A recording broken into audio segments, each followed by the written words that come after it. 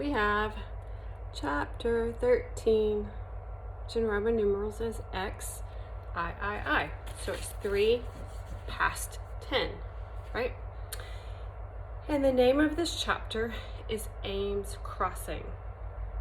In the loveliest town of all, where the houses were white and high. Oh, wait. Do y'all see Uncle Aiden? He says hi.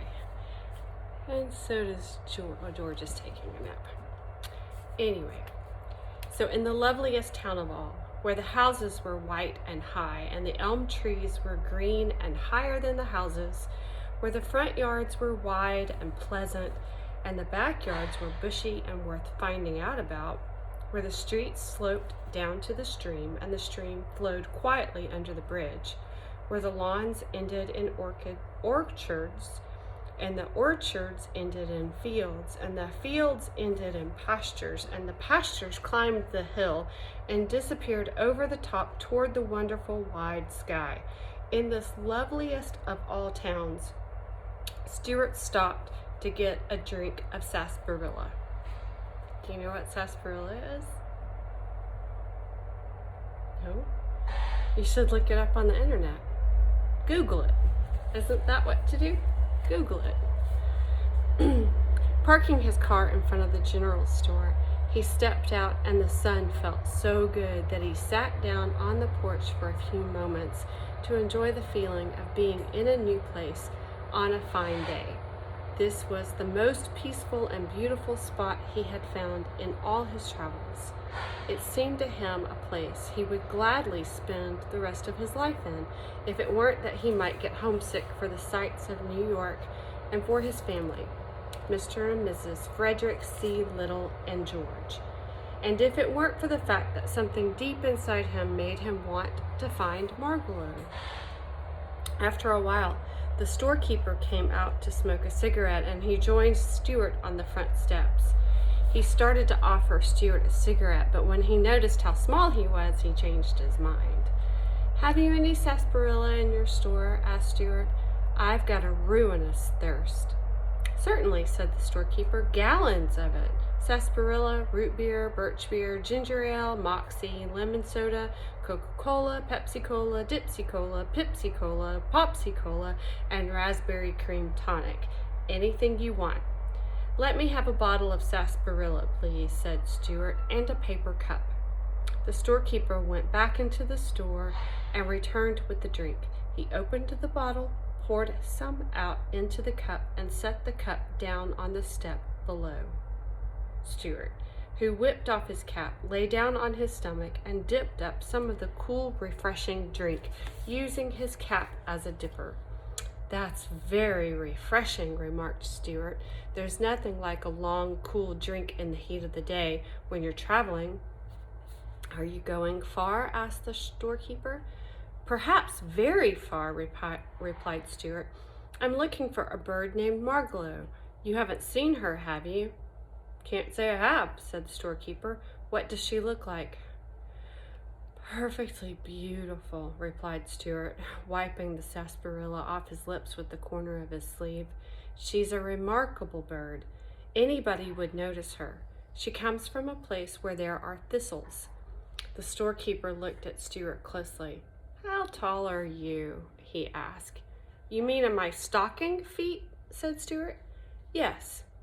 2 inches nothing and a quarter," answered Stuart. "I haven't been measured recently, however. I may have shot up a bit."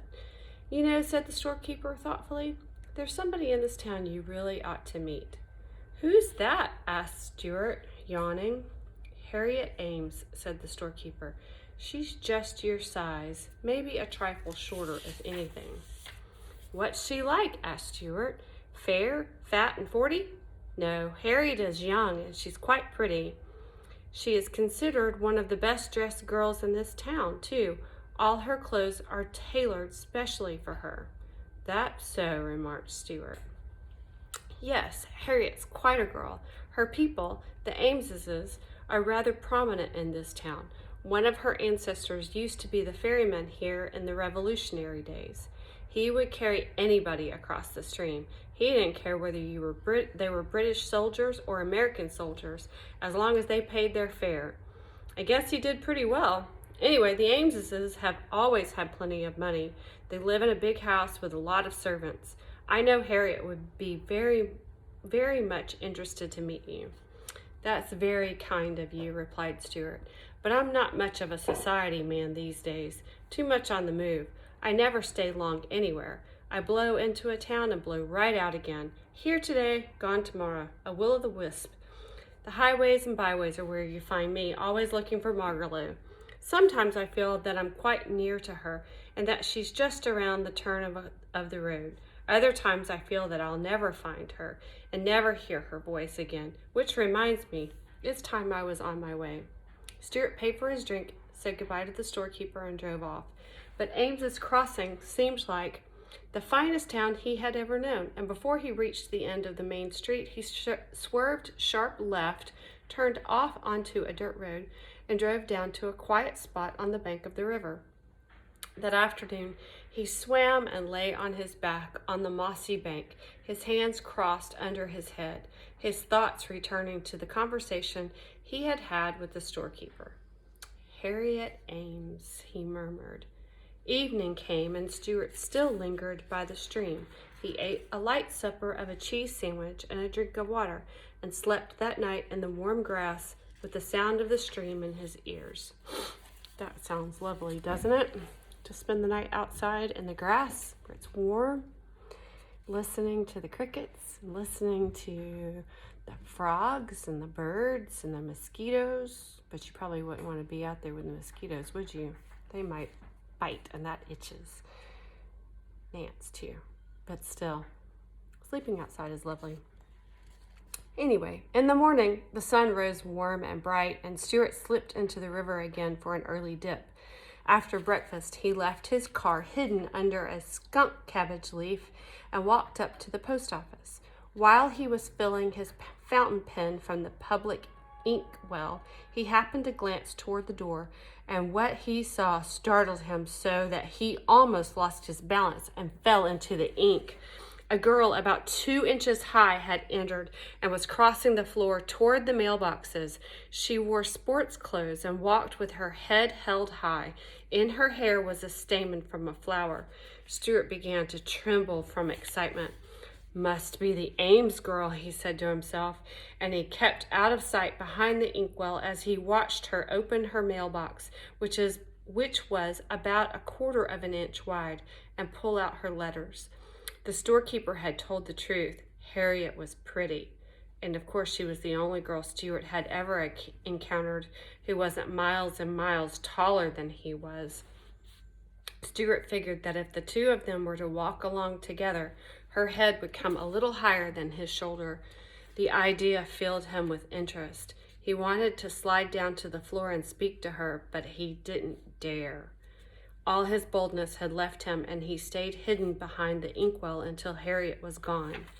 When he was sure that she was out of sight, he stole out of the post office and slunk down the street to the store, half hoping that he would meet the beautiful little girl, half fearing that he would.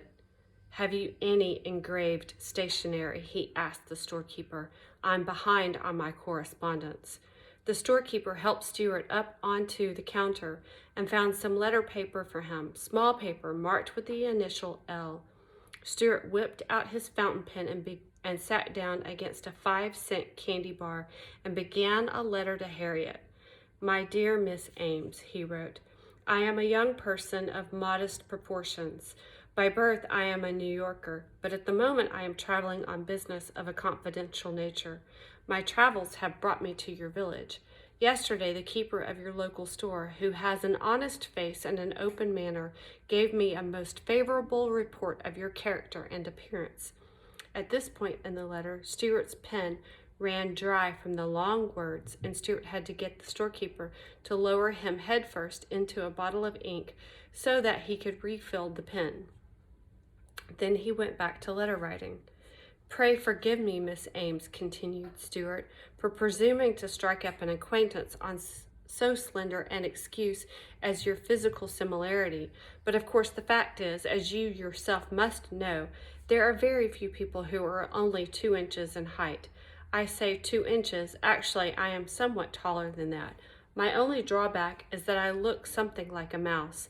I am nicely proportioned, however, am also muscular beyond my years.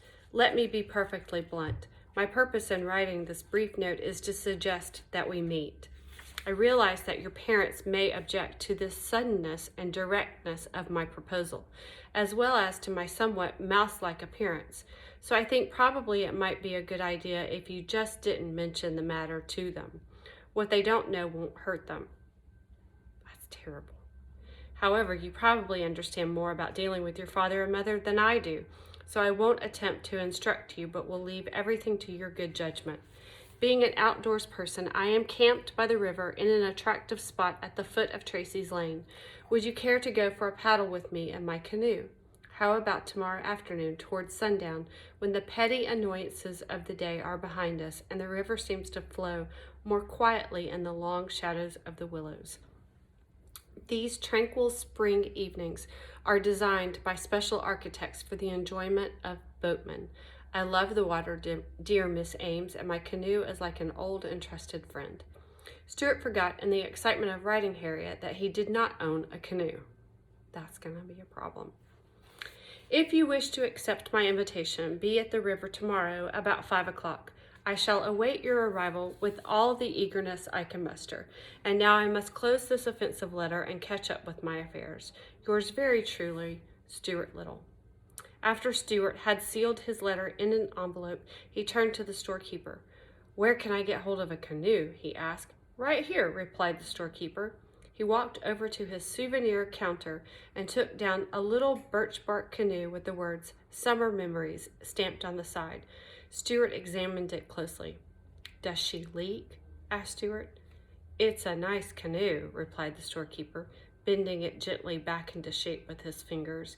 It will cost you 75 cents plus a penny tax. Stuart took out his money and paid the man. Then he looked inside the canoe and noticed that there were no paddles. What about paddles? He said, making his voice sound businesslike. The storekeeper hunted around among the souvenirs, but he couldn't seem to find any paddles.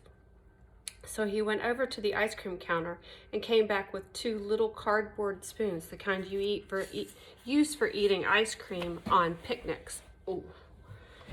These will work out all right as paddles, he said. Stuart took the spoons, but he was disgusted with the looks of them. I'm all tongue-tied again. They may work out all right, said Stuart, but I would hate to meet an American Indian while I had one of these things in my hand. The storekeeper carried the canoe and the paddles out in front of the store and set them down in the street. He wondered what his tiny boatman would do next, but Stuart never hesitated.